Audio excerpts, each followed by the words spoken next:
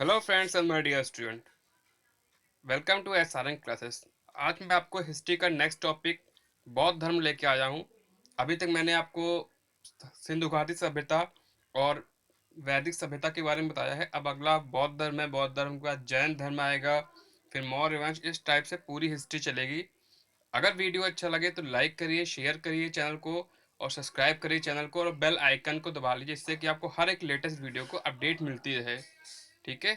जो प्रिपरेशन कर रहे हैं उनके लिए मैं बेस्ट से बेस्ट पॉइंट ढूंढ के लेके आ रहा हूँ। कोशिश करिए जितना हो सके उतना शेयर करिए, सभी तक पहुँचे। और अगर वीडियो अच्छा लगे तो कमेंट बॉक्स में कमेंट करिए। अगर कोई चीज़ ना समझ में आए तो भी आप कमेंट करिए, सर ये चीज़ क्लियर कर दीजिए। ठीक है, स्टार्ट करते हैं। बौद्ध धर्म पार्ट वन। सारे क्वेश्चंस वन लाइनर हैं और मोस्ट इंपॉर्टेंट क्वेश्चन हैं जो एग्जाम में पूछे आते हैं, उन्हीं क्वेश्चन को मैंने लिया हुआ है। चलिए नाउ स्टार्ट। कुछ क्वेश्चन आपको आते होंगे, इसमें कुछ नया नहीं है। जो नए क्वेश्चंस होंगे, बहुत सारे क्वेश्चंस देखिए। गौतम बुद्ध का जन्म कब हुआ था? इसमें कुछ नया नहीं है। जो जिन्होंने पढ़ा है बौद्ध धर्म सबको पता होगा गौतम जन्म कब हुआ था।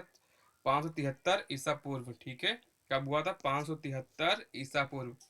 ठीक है, गौतम बुद्ध का जन्म कब हुआ था? 573 ईसा पूर्व। सेकंड पॉइंट देखिए, गौतम बुद्ध का जन्म स्थल क्या है? तो कौन सा स्थल है? लुम्बिनी। पता होगा गौतम बुद्ध का जन्म लुम्बिनी नामक स्थान पे हुआ था। ठीक है, तो ये दो क्वेश्चन तो बिल्कुल पुराने हैं। जिन्होंने बौद्ध धर्म पढ़ा हुआ है उनके लिए स्टार्टिंग के दो क्वेश्चन सिर्फ उन्हीं के लिए थे।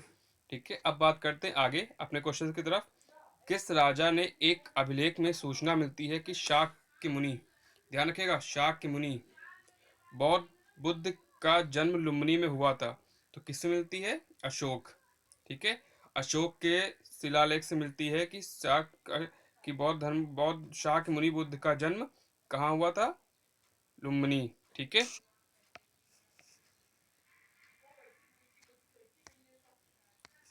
मौर्य वंश अशोक के, ध्यान रखिएगा, रुमेन दे अभिलेख। ठीक है, रुमेन दे अभिलेख से सूचना मिलती है कि शाक्य मुनि बुद्ध का जन्म लुम्बिनी में हुआ था। तो ये पॉइंट जो मैंने ब्लू से लिखा हुआ है, ये ब्लू से किया हुआ है, इस चीज को आप नोट कर लीजिए कि यही एक अभिलेख है जिससे बुद्ध के जन्म की अशोक के अभिलेख से हमें प्रमाण मिलते हैं। ठीक है, आगे देखते हैं अगला।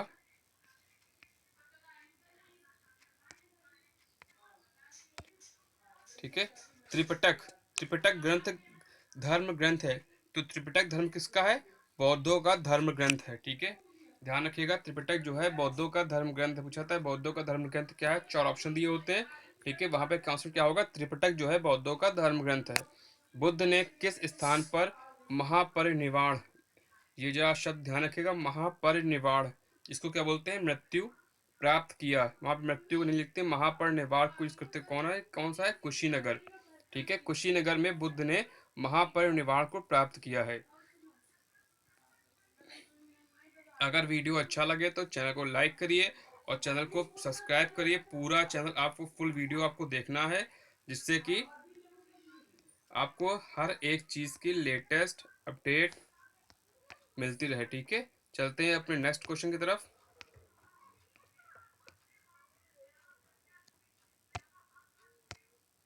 बुद्ध के जीवन की किस घटना को महाभिनिष्क्रमण के रूप में जाना जाता है? ध्यान रखिएगा, कौन सी घटना है? महाभिनिष्क्रमण। ठीक है, तो क्या होता है? इसका अर्थ होता है उनका गृह त्याग। देखिए, ये कंफर्म नहीं है कि वहां पे आपको से पूरी दिया जाएगा, पूरा क्वेश्चन दिया जाएगा। हो सकता है पूछा जाए महाभिनिष्क्रमण का मतलब क्या है, कैसे क्वेश्चन करना होगा। तो इसलिए मैंने इस क्वेश्चन में इन चीज़ों को मैंने अलग डॉट अलग से किया है, अलग कलर से किया है, जिससे कि आपको ये पॉइंट अच्छे से क्लियर हो जाए इन शब्द का अर्थ क्या है। तो महाभिनिष्क्रमण का अर्थ क्या है? उनका गृह त्याग। मतलब बौद्ध धर्म में महाभिनिष्क्रमण का अर्थ है ग्रह का त्याग करना। ठीक है, आगे देखिए, गौतम बुद्ध की माता किस वंश से संबंधित थी? तो कौन सी वंश है? कोली वंश से। ठीक है, गौतम बुद्ध की माता कोली वंश से संबंधित थी। तो ये चीज़ आपको नोट कर लीजिए। आगे चलते हैं। भारत में सबसे प्राचीन विहार कौन सा है? तो कौन सा विहार है भारत में? सबसे प्राचीन विहार आपका नालंदा विहार है। सभी पता होगा, भारत की बात की गई है। पहले क्या था? जब भारत एक था, तो जब 1947 से पहले तो पता होगा तक्षशिला सबसे पहला विश्वविद्यालय है आपका, ठीक है? दुनिया का सबसे पहला विश्वविद्यालय क्या था? तक्षशिला था। अब तक्षशिला कहाँ पे है? पाकिस्तान में है, स्थित है। मैंने इसके पहले वीडियो में आपको इस चीज़ को बताया था। तो भारत में प्राचीन बिहार कौन सा है? वो है नालंदा विश्वविद्यालय। वो कहाँ पे है? ये आपको लिखना है, बिहार के किस जिले में कहाँ पे है, आपको कैसे, वो आपको आंसर कमेंट बॉक्स में आपको खुद देना है, ठीक है? बुद्ध की मृत्यु के बाद प्रथम बौद्ध संगीति, ठीक है, प्रथम बौद्ध संगीति की अध्यक्षता किसने की थी? तो कौन था? महाकश्यप ने की थी। बुद्ध के मृत्यु के बाद प्रथम बौद्ध संगीति किसने की थी? महाकश्यप ने की थी, ठीक है? नागार्जुन कौन थे? नागार्जुन दार्शनिक, नागार्जुन कौन थे? नागार्जुन कौन थे? बौद्ध दार्शनिक थे, ठीक है ना? कौन थे? बौद्ध दार्शनिक थे। अगर कोई पॉइंट क्लियर ना हो या कोई पॉइंट लिखने में या मिस्टेक हो गया हो, गलत हो गया हो, तो उस चीज़ को भी आप कमेंट बॉक्स में बोल दीजिए सर ये चीज़ पॉइंट क्लियर नहीं है हमें, जिससे कि आपको मैं हर एक चीज़ बिल्कुल एक्यूरेट पॉइंट लेके आ पाऊँ। कभी कभी होता है कि मिस्टेक हो जाते हैं लिखने में, ठीक है? चलते हैं अगले पॉइंट की तरफ। अष्टांगिक मार्ग की संकल्पना अंग है, क्या है? धर्म चक्र प्रवर्तन सूत्र के विषय वस्तु का। किसका है? अष्टांगिक मार्ग की संकल्पना अंग है धर्म चक्र प्रवर्तन सूत्र के विषय का। ध्यान रखिएगा। अगला देखिए, मिलिंद पाहो राजा मिलिंद और किस बौद्ध भिक्षु के मध्य का संवाद है? किसका है? नागसेन का, ठीक है? इस पॉइंट को आप ध्यान रखिएगा। मिलिंद मिलिंद पाहो, ठीक है, राजा मिलिंद और किस बौद्ध भिक्षु के मध्य के संवाद के रूप में है? तो कौन सा है? नाग नागसेन। इस पॉइंट को आप ध्यान रखिएगा। चलते हैं अगले पॉइंट की तरफ।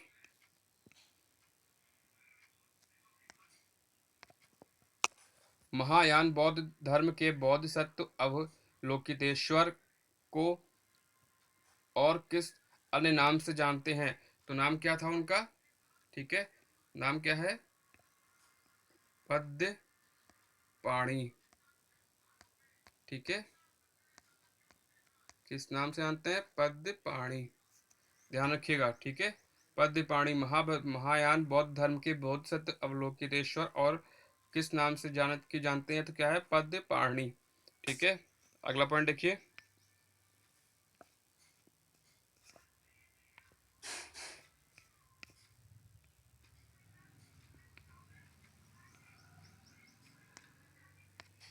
बौद्ध धर्म तथा जैन धर्म में दोनों में ही विश्वास करते हैं। किसमें करते हैं?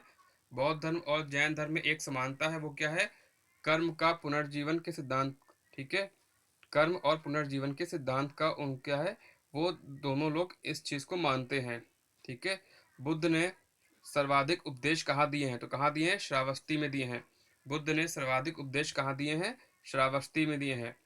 जो ये ब्लू कलर से है, इस चीज़ को आप नोट कर लीजिएगा। मैं पहले कह रहा हूँ, ये चीज़ आपको वेरी इंपॉर्टेंट है। बुद्ध के सबसे अधिक शिष्य कौशल राज में हुए। कहाँ हुए? बुद्ध के से अधिक शिष्य कहाँ हुए? कौशल राज में हुए। तथा यहाँ की राजधानी क्या थी? कौशल राज की राजधानी क्या थी? वहाँ की राजधानी थी श्रावस्ती, ठीक है? श्रावस्ती में उन्होंने सर्वाधिक उपदेश दिए। इसका मतलब हो गया, बुद्ध ने सबसे अधिक शिष्य कौशल राज में हुए थे तथा यहाँ की राजधानी श्रावस्ती में ही उन्होंने सर्वाधिक उपदेश दिए। तो यहाँ 3 क्वेश्चन बनते हैं। पहला क्वेश्चन बनता है कि उन्होंने उपदेश कहाँ दिए? तो कौन सा था? श्रावस्ती। दूसरा क्वेश्चन बनता है कि गौतम बुद्ध के सबसे अधिक शिष्य कहाँ हुए? तो कहाँ हुए? कौशल राज में। और तीसरा क्वेश्चन बनता है, कौशल राज की राजधानी क्या थी? तो वहाँ की राजधानी क्या थी? श्रावस्ती कौशल राज की राजधानी थी। तो इन पॉइंट से 3 क्वेश्चन आपको क्लियर होते हैं, ठीक है? अब देखिए, प्रथम बौद्ध संगीति किस स्थल पर हुई थी? तो क्या था? सप्तपाणी गुफा। जो कहाँ पे है? वो है राजगृह है, ठीक है? सप्तपाणी गुफा क्या है? वो राजगृह है, ठीक है?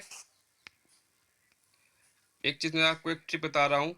4 संगतियाँ हुई थी, तो इस चीज को नोट कर लीजिएगा। और आपको एक ध्यान रखना होगा, ये है रावा पाका, ये एक ट्रिक है, ठीक है? रा से क्या हुआ? राजगृह। वैक्स से क्या हुआ? वैशाली।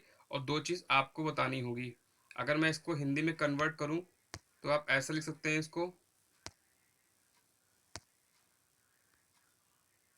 रा से राजगृह, वा से वैशाली, 2 मैंने बता दिए। और आपको बताना होगा 2 और, कि आपको कमेंट बॉक्स में करना होगा।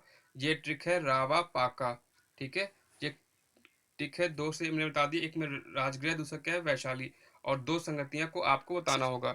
अगर वीडियो अच्छा लगे तो लाइक करिए, शेयर करिए एंड सब्सक्राइब करिए। Thank you.